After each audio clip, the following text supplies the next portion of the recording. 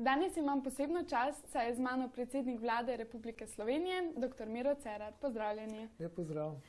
To, da letos praznujemo 25. obletnico, že vrabčki čivkajo na vejah. Kako pa je bilo pred 25 leti?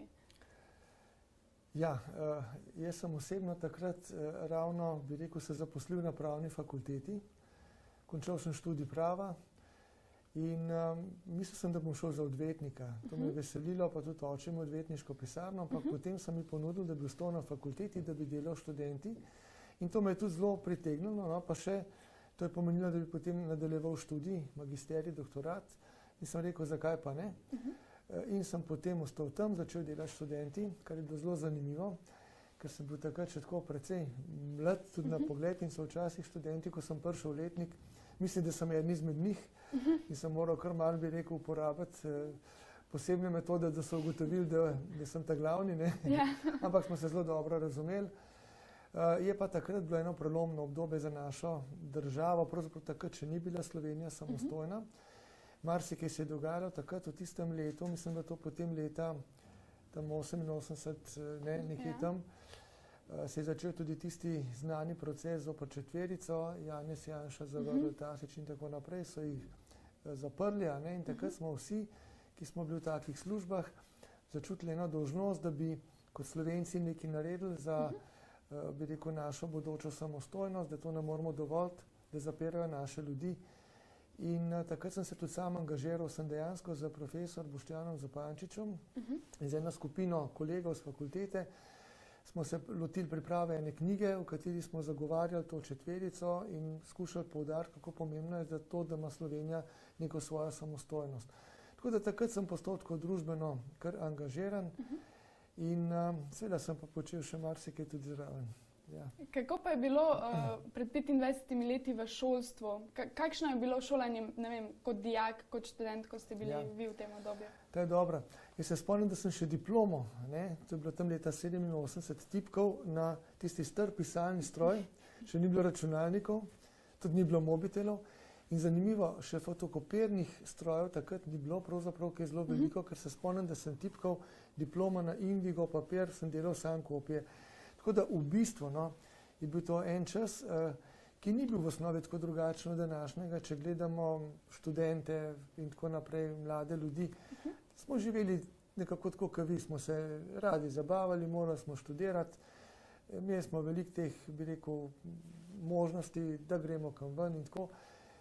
Je bil pa problem, ja, z vidika, bi rekel, te tehnike je bilo pa čisto drugače, ne. Se pravi, ni bilo mobitela, ni bilo teh socialnih omrežij, nič. Tako da smo se veliko družili, neposredno, ne, smo se dobivali v lokalih ali kje druge, privatno in se morali osebno zelo veliko pogovarjati preko telefona, tudi seveda ni bilo pa tega, kot danes, ki se vsi tipkamo takole, ne. Ja. Sam, kako je pa potekalo šolanje? Kako ste se vi počutili kot dijak? Danes jih je veliko recimo na telefonih, na spletnih omrežjih. Kako je bilo takrat? Ja, takrat tega ni bilo. Je kdo pod mizo bral kakšno revijo, pa se dolgočasili, tako kot danes pri kakšnem profesorju. Nekje je bilo zelo zanimivo, si kar gledal, kako je zanimivo. To je isto. Jaz mislim, da v šoli neka osnova je taka. Če ima zanimivega učitelja, zanimiv predmet, te potegne, potem si ves navdušen.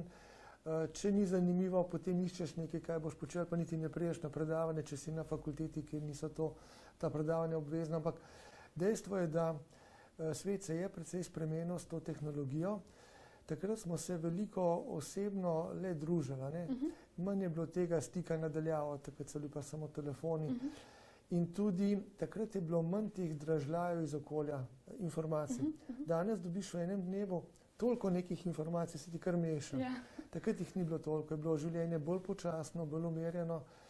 V osnovi pa v šoli, na fakulteti pa podobno, ne, seveda prideš tja, imaš družbo, študiraš in tako naprej.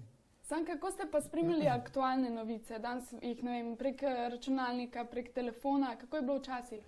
Pa preko časopisov. Takrat so bili tiskani mediji, kot rečemo, časopisi.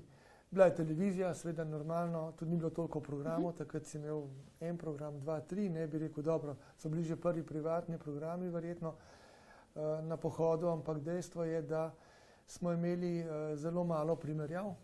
V bistvu si bil pač bolj vezan na nekaj časopisov, 2, 3, pa na 1 ali 2 glavna programa na televiziji. Danes pa veliko fantov, recimo, če zamenjava temu, igra glasbila. Ali tudi vi znate kaj slučajno zaigrati? Ja, jaz sem pravzaprav že v osnovni šoli igral harmoniko. 6 let sem šel skozi nižjo glasbeno šolo in sem bil celo šolski harmonikar.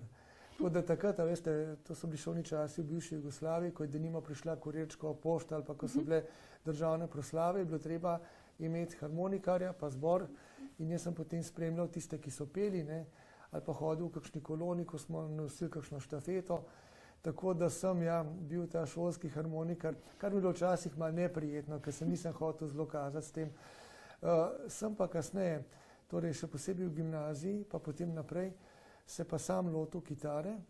Meni je bilo izjemno všeč zvok kitare, tako me je nekako inštrument zelo pritegnil in sem se potem kot samouk tega lotil. Imel sem nekaj tega osnovnega znanja o glasbi in potem sem kot samouk kar več let igral kitaro, nazadnje tudi v nekem bendu, kot rečemo, imenovali smo ga Alan Ford, po nekem stripu, takem zabavnem.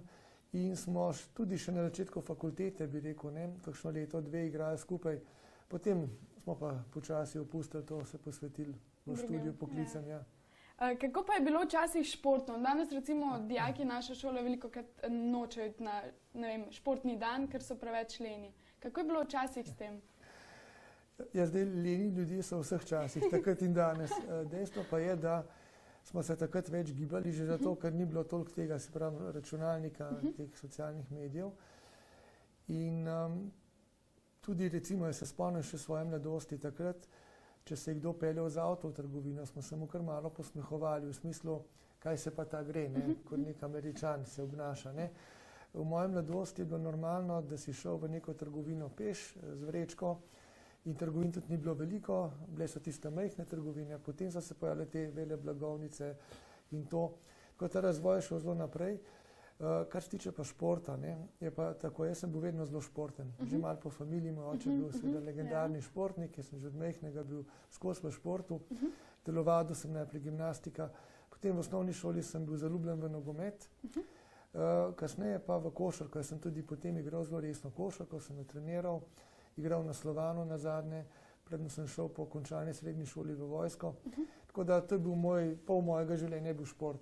Ampak seveda nismo bili vsi taki, tudi takrat so bili leni fanti in dekleta, pa vendar, se mi zdi, da že ta gibalna kultura je bila malo bolj razširjena, ker smo se več morali gibati, ker ni bilo toliko tega, se pravi, sedenja doma za ekranom. Je pa res, da je šport, jaz mislim, pomemben za zdravje, pa ne samo zdravje telesa, tudi duha. Tukaj moraš narediti neko ravnovesje. Je dobro, da si tudi za računalnikom, ampak če pa se ne giblješ, če tudi ne greš v nek neposreden stik s človekom, da nekoga le vidiš osebno, tudi ni v redu. Jaz mislim, da človek je in bo ostal tudi socialno bitje v tem smislu, pa tudi, kot rečemo, zdrav duh v zdravem telesu. Se pravi, je treba oboje uravnotežati, drugače ni ne s telesom, ne s duhom dobro. Tako. V nekem članku sem prebrala zelo krasno popotnico za življenje. Videz je pomemben, pamet pomembnejša, srce pa najpomembnejše. Vam je kaj znana? Ja.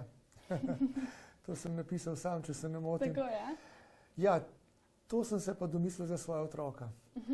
Ko sem nekaj let nazaj razmišljal, da bi ima en rek napisal, da ga bosta imela za popotnico, sem prišel do tega reka. In dejansko danes je to po mojem še posebej aktualno, ker smo v veliki meri postali družba videza. Strašno je pomemben, kako izpadaš navzven, kako si na sliki, na filmu, video in tako naprej. Tudi v politiki, kjer sem zdaj, je izredno pomembno ta, kar rečemo, kako se predstaviš navzven, ampak v resnici, videz je pomemben, seveda, kako si oblečen, kako se obnašaš, kako govoriš. Še bolj pomembna pa je pamet, torej neka vsebina, ki jo moraš imeti, ker samo videz ni dovolj.